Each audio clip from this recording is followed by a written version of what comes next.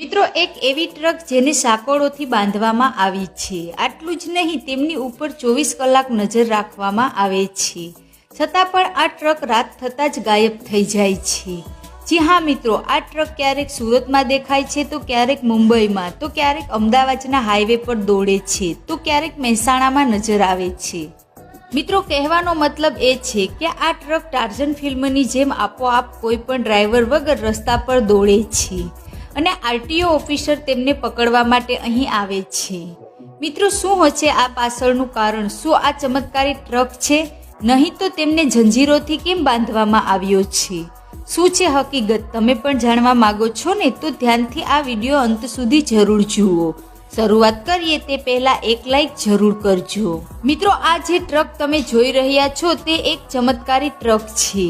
રાત્રિના સમયે હાઈવે પર જો તમને 55 નંબરનો ટ્રક દેખાય તો આશ્ચર્યચકિત ન થતા, કારણ કે આ એક ચમત્કારી ટ્રક છે. ખરેખર મિત્રો, ગાંધીનગર નજીક ખોરજ ડાભી નામનું એક ગામ આવેલું છે, જ્યાં એક મુસ્લિમ સમાજની દરગાહ આવેલી છે.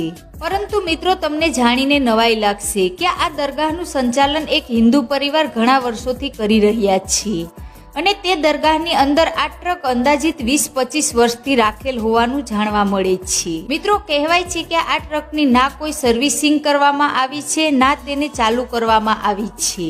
છતાં પણ આ ટ્રક એકદમ નવી લાગે છે, જાણે હમણાં જ ખરીદી હોય. મિત્રો, સ્થાનિક લોકોનું કહેવું છે કે આ ટ્રક ચમત્કારિક છે. અહીંયા જેમની કબર છે તે રાત્રિના સમયે ટ્રક લઈને લોકોની મદદ માટે જાય છે. મિત્રો, રતન જીવનજી ડાભી નામનો એક હિન્દુ વ્યક્તિ હાલમાં દરગાહનું સંચાલન કરી રહ્યા છે. તે વ્યક્તિ દાવો કરે છે કે સૈયદ અમર અલી, જેની કબર દરગાહની અંદર આવેલી છે, તે તેમના પિતાના મિત્ર હતા અને તેમના પિતા સૈયદજીની કેટલીક વાતો કરતા રહેતા હતા. તેમાંની એક વાર્તા છે કે તેમના પિતા અને સૈયદ અમર અલી જ્યારે સ્કૂલે જતા ત્યારે સ્કૂલના શિક્ષકો સૈયદ અમર અલીને સજા માટે લાઠી ઉઠાવતા, તો તે લાઠી સાપ બની જતી, જેનાથી સૈયદ અમર અલી નાનપણથી જ એક દિવ્ય આત્મા તરીકે ગણાયા છે. મિત્રો, સૈયદ અમર અલી દ્વારા ચલાવવામાં આવતી ટ્રક પણ હાલ દરગાહની અંદર હાજર છે.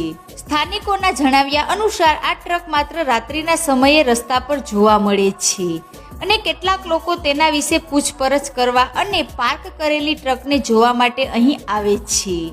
તેઓ અહીં પાર્ક થતી ટ્રકને જોઈને આશ્ચર્યચકિત થઈ જતા હોય છે, કારણ કે એ લોકોએ આ ટ્રકને રાત્રિના સમયે રસ્તા પર જોવાનો દાવો કર્યો હોય છે.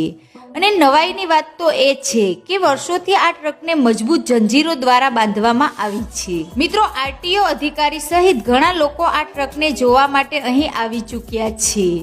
મિત્રો, તમને શું લાગે, આ ટ્રક ચમત્કારિક હશે કે માત્ર અફવા? નીચે કોમેન્ટ કરીને જરૂર જણાવજો અને જેમ બને તેમ આ વિડીયો શેર કરો, વોટ્સએપ, ફેસબુક પર ફેલાવી દો. ધન્યવાદ.